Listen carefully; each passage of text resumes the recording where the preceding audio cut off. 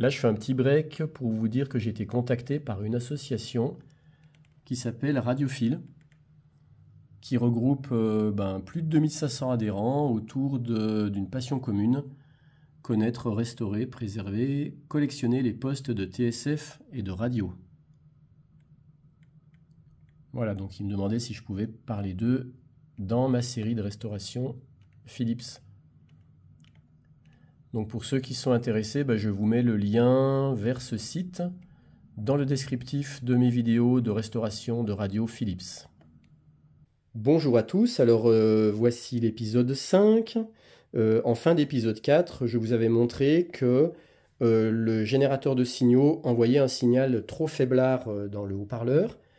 Et là, j'ai passé 2 fois 1h30 avec Joël Mazelier, donc un immense merci à lui, qui m'explique que faire. Il m'a confirmé que le son était vraiment trop faible, donc il y avait un problème. Et lui, il soupçonne que le problème puisse venir par là-dessous de ce condensateur rouge. Donc avant, il m'a dit, il faudrait que tu mesures la tension que tu as sur la grille, donc la broche 3 de ton UCL 82. Alors l'UCL 82, c'est cette lampe ici, là au bout de mon doigt. Et donc la broche 3, alors c'est pas évident parce que là ça va devenir compliqué à filmer parce qu'il n'y a pas beaucoup de lumière. Je vais peut-être pas arriver à vous la trouver, mais bon, c'est pas grave.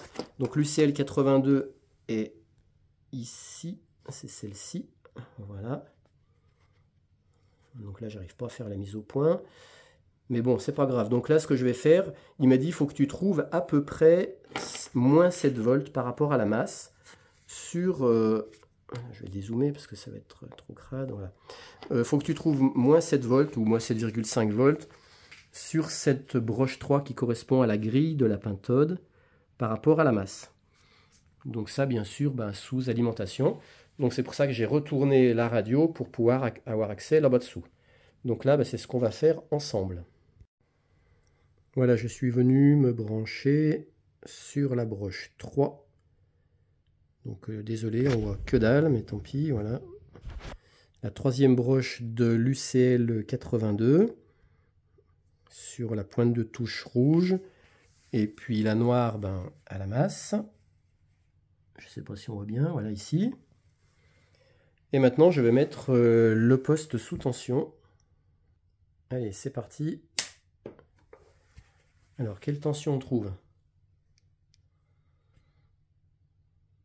Bon, voilà, c'est pas bon du tout. Parce que je devrais avoir moins 7 volts. Voilà. Donc ça, c'est pas bon du tout. J'avais déjà trouvé ça ce matin.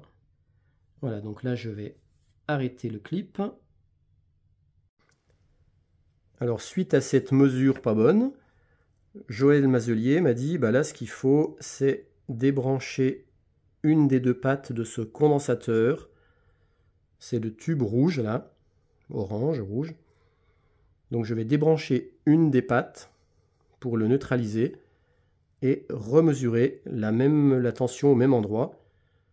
Et si cette fois je trouve moins 7 volts, ça veut dire que c'est le condensateur qui est mort. Si je ne trouve toujours pas moins 7 volts, ça veut dire qu'il faudra aller voir ailleurs, notamment des résistances. Il y en a 3. Il y a celle-ci, c'est une 1K de mémoire. Ouais, c'est une 1K. Après, il y a celle-ci, c'est une 47K. Ou sinon, celle-ci, qui serait une pratiquement 600K, à peu près 680K par là. Voilà, donc déjà là, je vais commencer par devoir dessouder ou couper la patte de gauche du condensateur, parce qu'à droite, c'est plus merdique. Elle est entourée d'un treillis, d'un fil, d'une gaine, là. Alors que sur la partie gauche, on voit qu'elle arrive sur ses plots de soudure. Voilà, ça sera ce plot de soudure là. Donc soit je coupe, soit je dessoude, je vais voir comment je fais. Allez, je vous reprends après. Voilà, j'ai réussi à dessouder, alors j'en ai bavé, parce qu'en fait, c'était pas simplement soudé, je pense que c'était pris dans un... il y a un petit trou, enfin la tige elle passait dans un petit trou, je pense. Et puis la combine que m'a donné Joël, que je ne savais pas, il m'a dit si tu vas directement avec le penne, là, ou la penne, ton étain va pas se liquéfier, donc il faut que tu ramènes de l'étain, parce que sinon tu n'arriveras pas à dessouder. Donc j'ai ramené un morceau enfin une goutte d'étain. Donc effectivement ça s'est bien tout liquéfié, mais quand j'essayais de bouger la pâte, elle sortait pas. C'est là que j'ai compris qu'en fait elle doit être prise dans un petit trou. Il doit y avoir un petit axe, elle est rentrée dans un trou. Voilà, donc là elle est sortie. Donc maintenant je vais refaire la mesure de tension, toujours au même endroit là-bas dessous, avec le voltmètre, en remettant la radio sous tension, parce que bien sûr elle était plus sous tension. C'est là qu'il faut faire super gaffe, quoi. Allez, c'est parti pour la suite. Et par contre, j'ai pas précisé, je suis bien en mesure en tension courant continu. Hein, il n'arrive pas à faire la mise au point, mais je suis en DC, quoi. Voilà, en DC. Allez, je remets sous tension.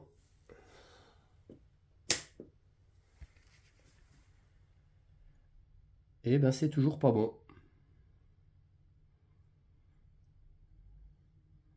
Là j'ai carrément 0 volt. Ah si. Si, ça devient bien négatif. Je me suis empressé en disant que c'était pas bon. Donc ça a l'air la tension a l'air de s'établir. Ah non, ouais, ça. Oh là, c'est bizarre.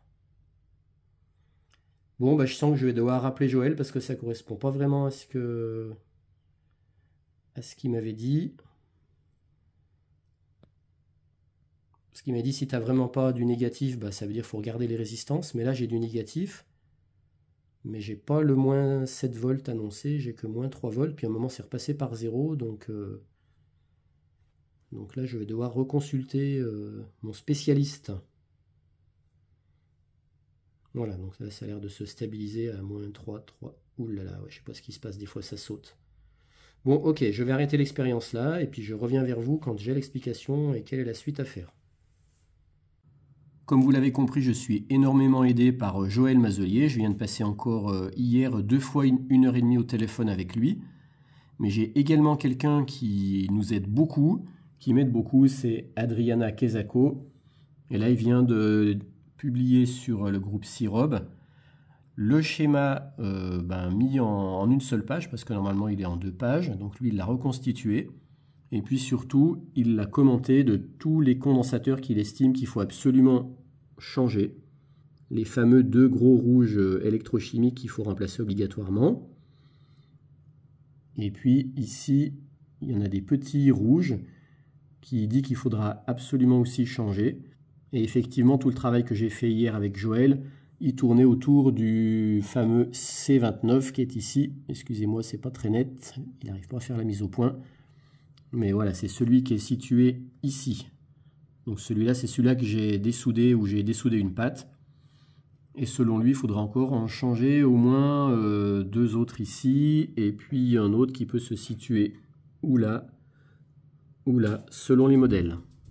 Donc ça, ce genre d'information, c'est très précieux parce que lui, vraiment, il maîtrise. Après, donc là, il parle aussi d'un trimmer, mais bon, pour l'instant, je vais laisser tomber. Voilà. J'ai fait le test des résistances sans les dessouder à l'ohmmètre. Donc je pouvais les faire sans les dessouder. Je pouvais faire ces mesures sans dessouder. C'est pas parfait, mais bon, c'est quand même relativement bon. Cette résistance, elle est censée avoir 1 K. J'ai trouvé 1 K. Celle-ci, j'ai trouvé 47 K. Donc elle est bonne. Et puis celle-là, j'ai trouvé 680K, donc elle est bonne aussi. Là, je vous filme tout de suite ce que j'ai pu récupérer comme info de la page Facebook Sirob, où il y a Adriana Kezako qui m'a confié plusieurs infos importantes. Donc il me confirme qu'il faut vraiment changer les condensateurs C32, C33, le C30, le C35, le C29, le C23. Et il se trouve que les 4 C30, C35, C29, C23, eh bien, je pourrais avoir des équivalences, donc je vais confirmer, c'est bon. Donc je vais pouvoir utiliser, par exemple, à la place du C30, qui est donné pour 4,7 nanofarad 400 volts, je vais pouvoir mettre 2 petits condensateurs orange Philips, marqués 0.01. Donc ça veut dire que c'est des 10 nanos. 400, ça veut dire que c'est 400 volts. Et je me suis dit, si je les soude en série, j'aurai un condensateur équivalent de 5 nanos. Donc ça, il m'a confirmé, c'est bon. Et puis après, ben pareil, pour le 3,3 nano 250 volts, ben j'ai un mini print 3300 pico 630 volts, donc c'est bon. Pour l'instant, les deux premiers, là-haut, je les ai encore pas localisés dans la radio. Après le C29, ben c'est celui dont je viens de vous parler dans ma vidéo, que j'ai dessoudé, donc je vais pouvoir le remplacer, puisque j'ai trouvé un 33 nanofarad 400 volts, donc ça devrait le faire. Et concernant le C23, 100 nano 250 volts, eh bien j'ai trouvé deux Philips de 68 nano. À ce moment-là, ceux-là, si je les mets en parallèle, ça me fera à peu près 130 nano. En volts, j'ai pas noté, mais c'est bon, c'est du 250 volts. Et voilà, 250 volts, donc c'est bon. Voilà, c'est ce que je voulais vous partager où j'en suis actuellement. Ça m'en fait donc 4 de moins à acheter. Donc j'aurai plus que les C32, C33 qu'il faudra que j'arrive à me procurer, donc à acheter ceux-là parce que j'en ai pas. Alors là, ce que je vais commencer par faire, c'est remplacer le rouge là par celui-là. Mais je vais avoir un souci, c'est que la longueur des pattes ne sera pas assez grande pour aller de ici à là-dessous. J'ai du mal à vous filmer, il n'arrive pas à faire la mise au point. Donc ce que je vais faire, je vais ruser, je vais pas dessouder le fil. Attendez, il faut que je zoome. Voilà. Donc il ne faut pas que je dessoude le fil là-bas. Je vais le garder ce fil là. Donc je vais le couper à ras le condensateur. Comme ça, il viendra chercher le condensateur, la patte du condensateur qui sera à peu près ici. Parce que comme il est petit, voilà. Donc je pense que je vais plutôt le souder là. Et puis l'autre patte viendra se reprendre sur ce câble là, sur ce fil là. Voilà, là je l'ai sorti comme ça là. Hop. Et du coup je vais couper mon fil ici. Et je pourrais venir me souder là, la patte là. Et la patte là, je pourrais venir la souder ici. Voilà, je l'ai enlevé. J'en profite pour vous montrer ce que c'était comme condensateur. C'était un 25 nano, parce que 25 000 pico, 350 volts. Alors je pourrais d'ailleurs maintenant m'amuser à le mesurer. Bah tiens, oui, je vais le mesurer, tiens, voir ce qu'il donne. Par contre, avant, je vais le décharger, parce que comme je m'en suis servi hier, on ne sait jamais. Vu que potentiellement c'est du 350 volts, je vais déjà commencer par le décharger, ne serait-ce que pour protéger mon LC metteur. Parce qu'il ne faut jamais mesurer un condensateur chargé. Bon, en fait, j'ai pas besoin de le décharger, parce que rien qu'en tension, il a plus de tension, en plus elle s'effondre à toute vitesse, donc il est déjà déchargé. Donc c'est bon, je vais pouvoir le mesurer au LC metteur. Alors une info intéressante, c'est que effectivement au LC metteur, je lui trouve 35 nano, alors que je le rappelle, il est donné pour une valeur de 25 nano. Mais ce qui se passe, c'est que là, je le mesure avec des tensions très faibles, alors que normalement, il va recevoir des tensions beaucoup plus fortes. Et donc, s'il est fuiteux, cette mesure au LC metteur n'est pas fiable, parce qu'il sera fuiteux à des hautes tensions. Donc en clair, il peut avoir une bonne mesure avec une basse tension avec cet appareil, mais par contre, à haute tension, ne pas du tout tenir la tension et le courant. Donc il peut fuir. Donc en clair, cette mesure, elle ne prouve rien du tout, j'ai l'impression. Je pense que les pros me confirmeront, mais j'avais entendu dire ça, qu'il faut se méfier quand on mesure des condensateurs comme ça avec un LC metteur, des condensateurs haute tension. Ces mesures-là ne sont pas forcément fiables parce que ça peut tenir la mesure à basse tension. On peut penser qu'ils sont bons, mais à haute tension, on trouverait quasiment, ils perdraient quasiment toute leur capacité. Et pour ceux que ça intéresse, voilà le condo que j'ai enlevé, qui était ici, là c'est la feuille de papier autour, donc voilà le condo. Et effectivement, on dirait bien que c'est du goudron, parce qu'il y a du noir qui peut se barrer. Donc apparemment c'est du goudron papier. Et ceux-là, effectivement, ils s'humidifient et puis ils vieillissent très mal. Et puis là, j'en profite pour vous montrer, ça y est, j'ai soudé la première patte de mon 33 nano sur le fil ça m'arrange bien d'avoir cette rallonge, de ne pas l'avoir coupé. Parce que sinon, avec les deux pattes, j'aurais pas pu aller de la broche 3, de la UCL 82 jusqu'au plot de soudure ici. Alors que là, du coup, j'ai gardé c'est pour ça que j'ai coupé à ras ici. J'ai coupé à ras le fil qui était là. Je ne suis pas venu dessouder sur la broche. Et du coup, je suis venu me ressouder sur le fil. Et maintenant, j'ai plus qu'à souder cette patte-là, là-bas. Et voilà, j'ai soudé la deuxième patte. Et en fait, je me suis permis de la souder sur le plot du milieu. Parce qu'en fait, le plot du milieu et le plot là-bas, j'ai fait un test de continuité. Il doit y avoir une patte métallique, c'est la même connexion. Donc maintenant, mon condensateur, bah, il est fixé, il est soudé des deux côtés. Donc j'ai remplacé mon premier condensateur. Voilà, j'ai préparé mes condensateurs. Ceux-là donc sont soudés en série. Celui-là, il est bon direct. Et là, j'en ai mis deux en parallèle. Donc ça pour remplacer le C23, celui-là pour remplacer le C30 et celui-là pour remplacer le C35. Et avec Valérie Marzelin, on vient de voir qu'il y a une erreur au niveau du schéma. Le C23, on l'a localisé. Ça serait celui qui est là-dessous, le rouge là-dessous, celui-là. Et sur le schéma, il est référencé C28. Et en fait, sur le schéma, il y a deux C28. Donc le gros C28, en fait, c'est le C23. D'ailleurs, il est marqué pour 0,1 microfarad. On voit qu'on a 0,1 mf. J'arrive pas, voilà, j'arrive pas à faire la mise au point, désolé. Mais voilà, c'est ici qu'on voit bien, voilà, c'est bon. 0,1 mf, donc ça veut dire 0,1 microfarad. Donc ça veut dire 100 nanofarad. Et on retrouve bien le 100 nano qui est indiqué dans la nomenclature à un autre endroit. Enfin, c'est pas marqué 100 nano, c'est marqué 100K pico, 100K. Et sinon, le C30 et le C35, ils sont tout simplement sur le dessus, ici, là et là. Et là, je viens de commander chez Gotronic les deux condensateurs de 47 microfarad 450 volts en remplacement des deux là. Donc maintenant, je vais attaquer le remplacement de ceux-là. Puis après, je ferai le remplacement de celui là-bas dessous. Et je me contrôle plutôt 3 fois qu'une. Donc voilà, celui-là qui est en série, les deux en série, ils vont remplacer le gros ici. Le gros rose qui est là, voilà. Et celui-là, le 3300 pico, il va remplacer le 3000 pico qui est là. Donc je le repositionne ici. Allez, c'est parti. Voilà, j'ai soudé celui-ci en remplacement de celui-là. Par contre, celui-là, il était donné pour 1500 volts, hein, dis donc. Ouais. Donc là, j'ai un 3300 pico, 630 volts. Donc c'est bon, maintenant je vais passer à celui-là. L'autre, ça va être un petit peu plus délicat. Il faut que j'aille me brancher sur cette patte là. Et puis bah là, ce fil là, je pense que je vais pas le couper. Comme ça, parce que normalement, il faudrait que je vienne me mettre ici. Mais je crois que je vais faire comme pour l'autre dessous, je vais me brancher directement là. Bien que j'ai de la longueur de patte ici, mais ces pattes sont nues, donc j'ai pas trop envie que des pattes nues viennent toucher autre chose. Que là au moins c'est isolé, donc je pense que je couperai peut-être les pattes là. Et je vais venir me souder ici et là-bas.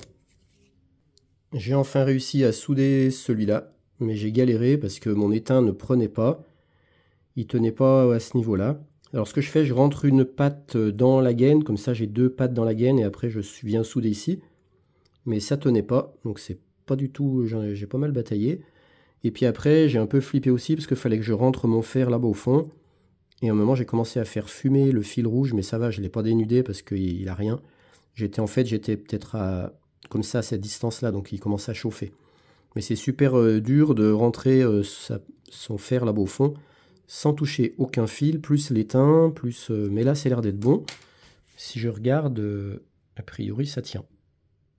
Et puis, j'ai pas de court-circuit. Bon, j'ai ma liaison des condensateurs qui est soudée, qui est un peu en l'air, mais il n'y a rien qui touche, ça va, je suis quand même loin du cadre du transfo.